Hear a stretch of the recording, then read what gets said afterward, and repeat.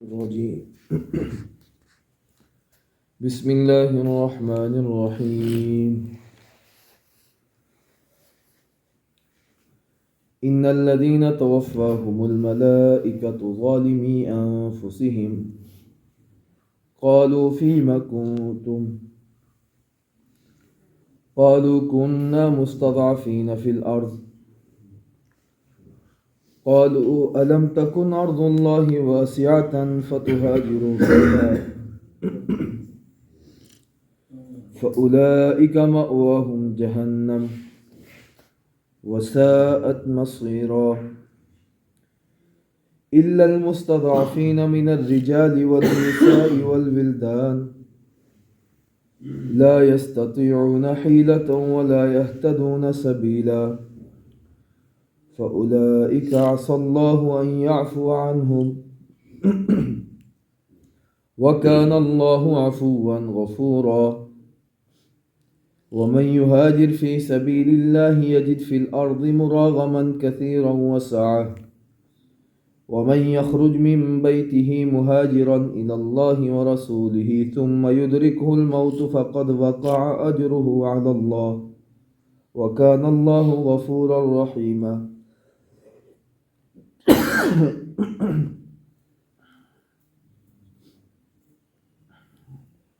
گزشتہ درس کے اندر جہاد کرنے والے اور گھروں میں بیٹھنے والوں کی فضیلت کا بیان ہوا تھا کہ جو جہاد کرنے والے ہیں اور گھروں میں بیٹھنے والے ہیں فضائل کے اعتبار سے یہ دونوں برابر نہیں ہو سکتے. مجاہدین ہیں ان کا مرتبہ اللہ کے ہاں بہت بڑا ہے. ہاں ایمان لانے میں تو دونوں برابر ہیں. ایمان کی وجہ سے اللہ تعالیٰ دونوں کو نوازے گا، جنت دے گا، دونوں کو ہی جنت دے گا. لیکن جو جہاد کرنے والے ہیں درجے کے اعتبار سے وہ بہت بڑے ہیں. آج کے ان آیات کے اندر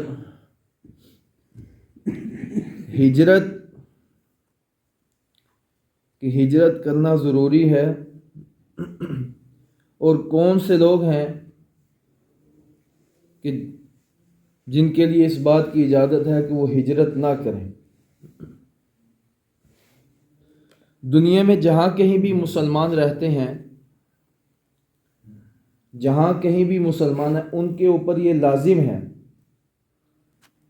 کہ اپنے عقیدے کا اظہار کریں. نمبر 1 اپنے عقیدے کا اظہار کریں. دوسری بات اللہ کی طرف سے جتنی بھی عبادتیں فرض کی گئی ہیں ان عبادتوں کو پورا کریں، ان عبادتوں کو ادا کریں. تو 2 کام مسلمانوں کے اوپر لازم ہیں. ایک بات اپنے عقیدے کا اظہار کرنا، دوسری بات اللہ کی طرف سے جو عبادات فرض کی گئی ہیں، جو عبادات واجب کی گئی ہیں، ان عبادات کو ادا کرنا. یہ 2 باتیں مسلمانوں کے اوپر لازم ہیں. اب اگر کسی جگہ کے لوگ عقیدے کے اظہار کرنے میں یا عبادات کے ادا کرنے میں لوگ رکاوٹ بن رہے ہیں تو پھر حکم یہ ہے کہ یا تو ان سے مقابلہ کرو، طاقت ہے تو ان سے مقابلہ کرو، ان سے جہاد کرو، اور اگر طاقت نہیں ہے تو پھر وہاں سے ہجرت کرو. یہ حکم ہے. اور جہاں کافروں کی، مشرکوں کی، غیروں کی کثرت ہوگی وہاں مسلمانوں کو وہ لوگ نہ عقیدے کا اظہار کرنے دیں گے، نہ ہی کھلے عام عبادت کرنے دیں گے. اس لیے کہ غیر اس بات کو برداشت نہیں کر سکتا. جب آپ صلی اللہ تعالیٰ علیہ وسلم نے کلمہ طیبہ کا اظہار کیا مکہ مکرمہ کے اندر، تو یہ جو مشرکین تھے وہ کہتے تھے کہ اجعل الالہۃ الہا واحدہ، کیا اس نے سارے معبودوں کو چھوڑ کر ایک ہی معبود بنا لیا ہے؟ ان ھذا لشیء عجاب، یہ تو بہت بڑا مجنون ہے، یہ بڑی عجیب بات ہے کہ حاجت روا والا معبود اور ہے، فریاد رس اور ہے، دستگیر اور ہے، نظر و نیاز کے لائق اور ہے۔ انہوں نے تو اپنے علیحدہ معبود الہ بنائے ہوئے تھے۔ تو جب حضور صلی اللہ تعالیٰ علیہ وسلم نے اعلان کیا کہ بھائی حاجت روا بھی اللہ ہے، مشکل کشا بھی اللہ ہے، نظر و نیاز کے لائق بھی اللہ ہے، دستگیر بھی اللہ ہے، فریاد رس بھی اللہ ہے، کام بنانے والا، کام بگاڑنے والا یہ بھی اللہ ہے، تمام عبادتوں کے لائق اللہ ہے، تو اب ان کو یہ چیز برداشت نہیں۔ تو جہاں غیروں کی کثرت ہوگی، جہاں کثرت ہوگی کافروں کی، تو وہ مسلمانوں کو نہ عقیدے کا اظہار کرنے دیں گے اور نہ ہی اپنی عبادات پر عمل کرنے دیں گے۔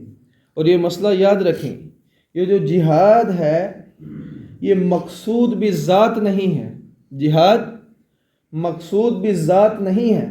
فرض مثلا اگر کسی جگہ پر مسلمان اپنے عقیدے کا بھی اظہار کر سکتے ہیں اور اللہ کی جو فرض کردہ عبادات ہیں ان عبادات کو بھی پورا کر سکتے ہیں، تو وہاں جہاد فرض نہیں ہے۔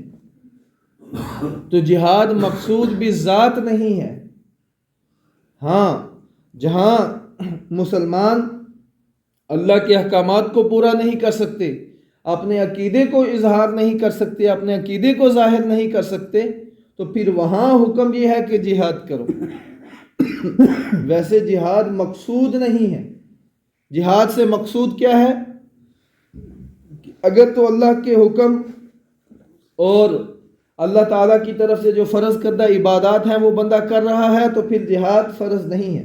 اگر ان عبادات کے اندر اور عقیدے کے اظہار کے اندر رکاوٹ پیدا ہو رہی ہے تو پھر حکم یہ ہے کہ ان سے جہاد کرو۔ ویسے جہاد کرنا یہ مقصود بھی ذات نہیں ہے۔ تو حکم یہ ہے کہ اگر وہ رکاوٹ پیدا ہو رہے ہیں تو پھر ان سے جہاد کرو۔ جہاد کرنے کی طاقت نہیں رکھ سکتے تو پھر وہاں سے ہجرت کرو۔ اب یہ جو ہجرت ہے یہ آسان کام نہیں ہے، ہجرت بڑا مشکل کام ہے، اس لیے کہ جس جگہ بندہ رہ رہا ہوتا ہے وہاں اس کے مکانات ہوتے ہیں، مکانات کا ساز و سامان ہوتے ہیں، مکانات کے اندر اتنا سامان ہوتا ہے، پھر رشتہ دار ہوتے ہیں، پھر بچے ہوتے ہیں، پھر باغات ہوتے ہیں، پھر تجارتیں ہوتی ہیں، طرح طرح کے کاروبار ہوتے ہیں۔ جہاں آدمی نے تصور کریں کہ جہاں آدمی نے ساری زندگی گزاری ہو، جہاں آدمی کی پیدائش ہوئی، جہاں اس کا بچپن گزرا، جہاں اس کی جوانی گزری، 50 سال جہاں گزر گئے، اس جگہ کو چھوڑنا آسان ہے؟ اس جگہ کو چھوڑنا آسان نہیں ہے، مشکل ہے۔ لیکن اگر یہ چیزیں میری جس جگہ میں رہ رہا ہوں، میری وہ جگہ میرے ایمان کے لیے رکاوٹ بن رہی ہے، اللہ کے حکم کو پورا کرنے میں رکاوٹ بن رہی ہے، میرے عقیدے کے اظہار کرنے کو، عقیدے کو ظاہر کرنے کے لیے رکاوٹ بن رہی ہے، تو پھر مجھے شریعت کا یہ حکم ہے کہ میں وہاں سے ہجرت کروں۔ اس لیے کہ میرا مکان اور میرے مکان کا ساز و سامان اور میرے باغات، میری تجارت، میری دکانیں، میری زراعت، میرے پیشے، یہ ساری چھوٹی چیزیں ہیں۔ ایمان کی حفاظت ان سب سے زیادہ اور اہم چیز ہے۔ کیوں اہم ہے؟ کہ حضرت عبداللہ بن مسعود رضی اللہ تعالی عنہ کی ایک روایت ہے۔ حضرت عبداللہ بن مسعود جن کا مسلمان ہونے میں 6واں نمبر ہے، حضرت عبداللہ بن مسعود رضی اللہ عنہ کا مسلمان ہونے میں 6واں نمبر ہے۔ وہ مفسر بھی ہیں اور فقیہ بھی ہیں، اس امت کے سب سے پہلے مفسر ہیں اور سب سے پہلے فقیہ ہیں، اور حتیٰ کہ حضور صلی اللہ علیہ وسلم نے فرمایا کہ عبداللہ بن مسعود تمہیں جو کہے اس کو مان لو، اتنے بڑے درجے کے صحابی ہیں۔ ان کی ایک روایت ہے کہ اللہ تعالیٰ ایمان اس کو دیتے ہیں، اللہ تعالیٰ ایمان کی دولت سے اس کو نوازتے ہیں اللہ جس سے محبت کرتے ہیں۔ اللہ تعالیٰ، میں نے یہ عرض کیا نا کہ ہمارے کاروبار، ہماری مکانیں، ہماری دنیا کی جتنی چیزیں ہیں، قیمتی چیزیں، یہ ایمان کے مقابلے میں چھوٹی اور ہلکی چیزیں۔ اور ایک روایت کے اندر آتا ہے ان اللہ یعطی المال من یحب ومن لا یحب، کہ اللہ تعالیٰ مال اس کو دیتے ہیں جس سے محبت کرتے ہیں اور جس سے محبت نہیں کرتے۔ مال اللہ تعالیٰ اپنے سے محبت کرنے والوں کو بھی دیتے ہیں اور اپنے سے محبت نہ کرنے والوں کو بھی اللہ مال دیتے ہیں۔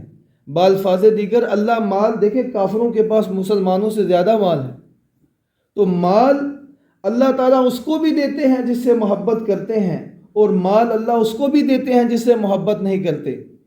لیکن ہوا وَلَٰكِنْ يُعْتِ الْإِيمَانَ مَن يُحِبُّ لَا يُعْتِ الْإِيمَانَ إِلَّا مَن يُحِبُّ، اللہ ایمان کی دولت سے صرف اس کو نوازتے ہیں جس سے اللہ محبت کرتے ہیں۔ مال اللہ سب کو دیتے ہیں، کافر کو بھی دیتے ہیں، مسلمان کو بھی دیتے ہیں، لیکن ایمان اللہ تعالیٰ صرف اس شخص کو دیتے ہیں، ایمان کی دولت سے اس کو نوازتے ہیں جس سے اللہ تعالیٰ محبت کرتے ہیں۔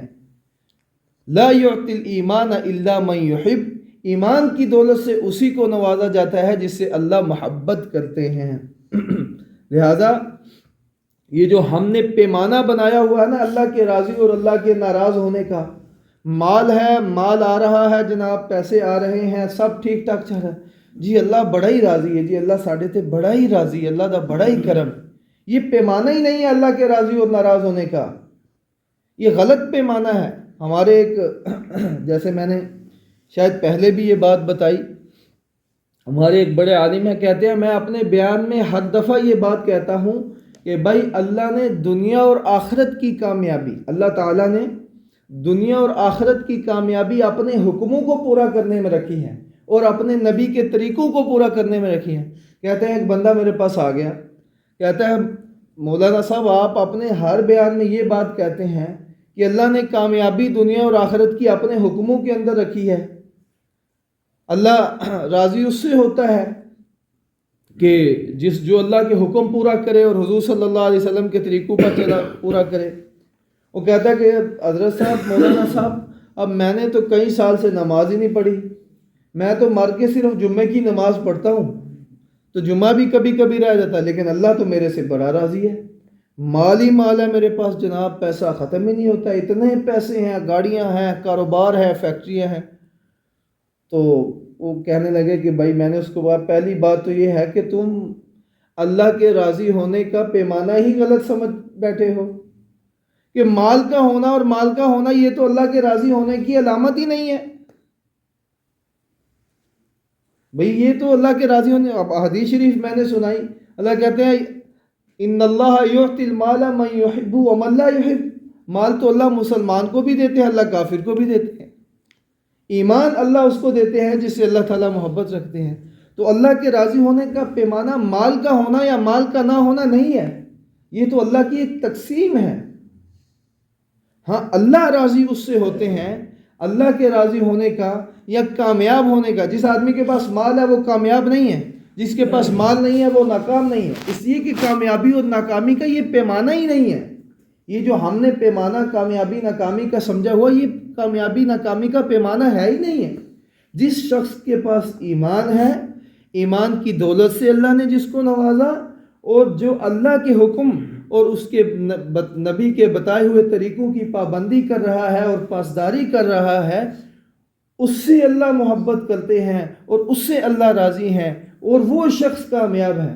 تو اللہ کے راضی ناراضی ہونے کا، اللہ کی محبت اور محبت نہ کرنے کا، اور کامیاب ناکام ہونے کا پیمانہ کیا ہے؟ یہ ایمان ہے اور احکامات کو پورا کرنا ہے۔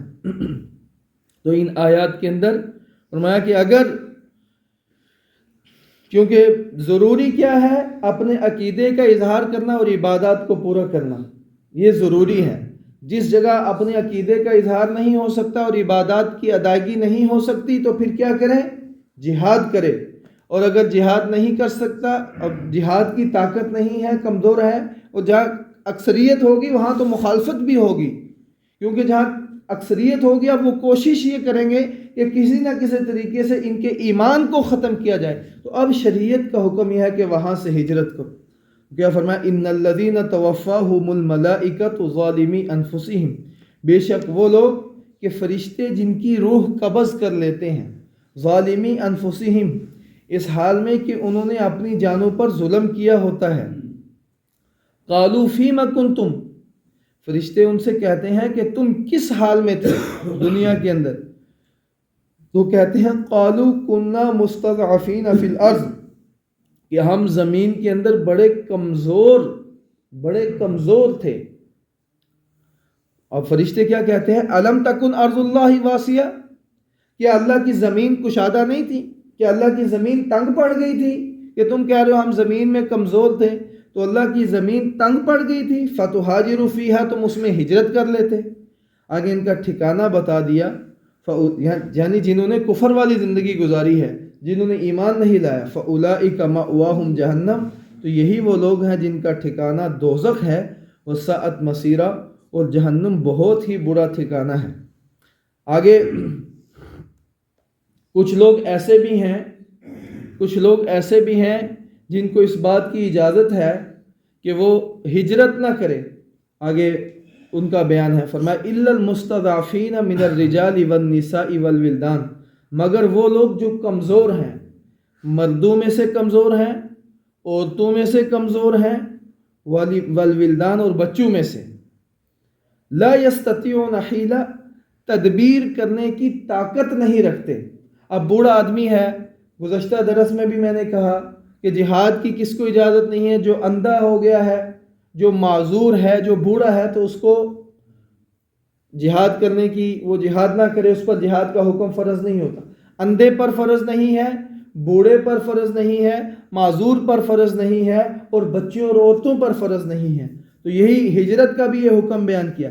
الا المستضعفین من الرجال، مردوں میں سے جو لوگ کمزور ہیں، بڑھاپے کی وجہ سے، اندھا ہونے کی وجہ سے، یا معذوری کی وجہ سے. والنساء، اور عورتیں اور بچے. لا یستطیعون حیلہ، تدبیر کرنے کی طاقت نہیں رکھتے. ولا یہتدون سبیلا، اور نہ ہی راستے کی ہدایت پاتے ہیں. فاولئک عسى اللہ ان یعفو عنہم، تو یہی وہ لوگ ہیں کہ ان قریب اللہ تعالیٰ ان کو معاف کر دے گا. یعنی اگر کمزور آدمی ہجرت نہیں کرے گا، بچے ہجرت نہیں کرتے، عورتیں ہجرت نہیں کرتی، تو کیا فرمایا؟ فاولئک عسى اللہ ان یعفو عنہم، اللہ تعالیٰ ان سب کو معاف کر دے گا. وکان اللہ عفوا غفورا، اللہ تعالیٰ معاف کرنے والا ہے اور بخشنے والا. ایک صحابی ہیں حضرت زمر بن جندب، ایک صحابی ہیں جن کا نام ہے زمر بن جندب رضی اللہ تعالی عنہ. بڑے ضعیف العمر تھے، اور ایک روایت کے اندر آیا ہے کہ وہ بوڑھے تھے، کافی بوڑھے تھے، ضعیف العمر تھے. اور ایک جگہ ہے کہ وہ اندھے بھی تھے، کانا اعما، یعنی آنکھوں سے نظر بھی نہیں آتا تھا. جب یہ احکامات نازل ہوئے کہ بھائی اللہ کے لیے ہجرت کرو، یعنی جہاں مسلمان اپنے دین پر عمل نہیں کر سکتا تو پہلا حکم کیا ہے؟ جہاد کرے. اگر جہاد نہیں کر سکتا تو دوسرا حکم کیا ہے؟ کہ وہاں سے ہجرت کرے. اور جو ہجرت نہیں کرے گا اس کی وعید بھی ہے، کیونکہ اگر ہجرت نہیں کرے گا تو ایمان ضائع ہو جائے گا، ایمان جاتا رہے گا. تو انہوں نے اپنے بچوں سے، اپنے اولاد سے کہا کہ مجھے جو ہے نا وہ ہجرت کراؤ. تو اولاد نے کہا کہ بھائی آپ تو بوڑھے ہیں ابا جان، آپ پر تو ہجرت کا حکم ہی لاگو نہیں ہے. انہوں نے کہا کیا تم مجھے چارپائی پر بھی اٹھا کے نہیں لے کے جا سکتے؟ کیا تمہیں چارپائی پر بھی اٹھا کر نہیں لے جا سکتے؟ بیمار تھے، کمزور تھے، اندھے تھے، کہا اٹھا کے لے جا سکتے ہیں. کہا مجھے چلو چارپائی پر ڈال کے مجھے مدینہ کی طرف ہجرت کر کے لے کے جاؤ، کیونکہ اللہ کا حکم ہے ہجرت کرنے کا. تو آتا ہے کہ مکہ سے مدینے کا فاصلہ 300 میل ہے، کلومیٹر کے اعتبار سے 450 کلومیٹر ہے. تو ان کی چارپائی کو اٹھا کر پیدل مدینہ کی طرف ہجرت کر کے ان کو لے کے گئے. تو راستے ہی میں ان کا انتقال ہو گیا، حضرت زمر بن جندب رضی اللہ تعالیٰ عنہ کا. تو ان کی آگے اب بعض لوگ کہنے لگے کہ بھائی آپ کو کیا ضرورت ہے ہجرت کرنے کی، یا پھر آپ کس درجے کے ہیں؟ تو اللہ نے قرآن اتار دیا کہ وَمَن يُهَاجِرْ فِي سَبِيلِ اللَّهِ، جو لوگ اللہ کے راستے میں ہجرت کریں، یجد فی الارض مراغما کثیرا وسعا، تو وہ زمین کے اندر بہت زیادہ بھاگنے کی جگہ پائیں گے. یعنی پہاڑ ہیں، چوٹیاں ہیں، کئی جگہ مل جاتی ہیں. وسعا، اور زمین کے اندر بڑی گنجائش پائیں گے. اب وہ جو صحابی ہیں جنہوں نے کہا کہ مجھے بڑھاپے کی حالت میں چارپائی پر اٹھا کر لے کے جاؤ، ان کا بیان کیا کہ وَمَن يَخْرُجْ مِن بَيْتِهِ مُهَاجِرًا إِلَى اللَّهِ وَرَسُولِهِ، جو شخص اپنے گھر سے اس حال میں نکلا کہ وہ اللہ اور اللہ کے رسول کی طرف ہجرت کر رہا تھا، ثم یدرکہ الموت، پھر اس کو موت آ گئی، فقد وقع اجرہ علی اللہ، تو اس کا اجر اللہ کے ذمے واجب ہو گیا، اللہ کے ہاں اس کا اجر واقعہ ہو گیا۔ مسئلہ بھی یہ ہے، جو آدمی حفظ کرنے کی نیت سے نکلا، ابھی صرف قاعدہ پڑھا ہے، موت آ گئی تو اللہ اس کا حشر حفاظ کے اندر کریں گے۔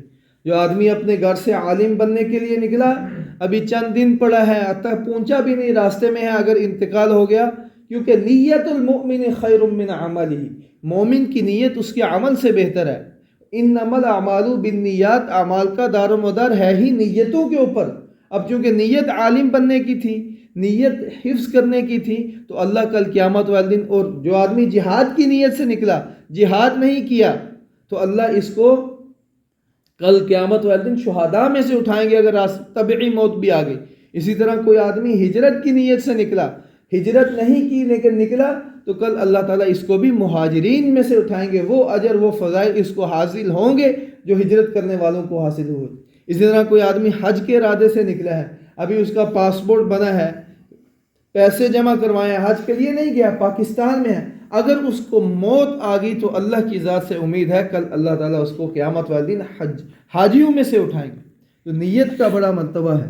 وَمَن يَخْرُجْ مِن بَيْتِهِ مُهَاجِرًا إِلَى اللَّهِ وَرَسُولِهِ، جو کوئی اپنے گھر سے اس حال میں نکلا کہ وہ اللہ اور اللہ کے رسول کی طرف ہجرت کر رہا تھا، ثُمَّ يُدْرِكُهُ الْمَوْتُ، پھر اس کو موت آ گئی، فَقَدْ وَقَعَ أَجْرُهُ عَلَى اللَّهِ، تو اللہ کے ذمے اس کا اجر واقع ہو گیا، وَكَانَ اللَّهُ غَفُورًا رَحِيمًا، اور اللہ تعالیٰ بخشنے والا مہربان ہے۔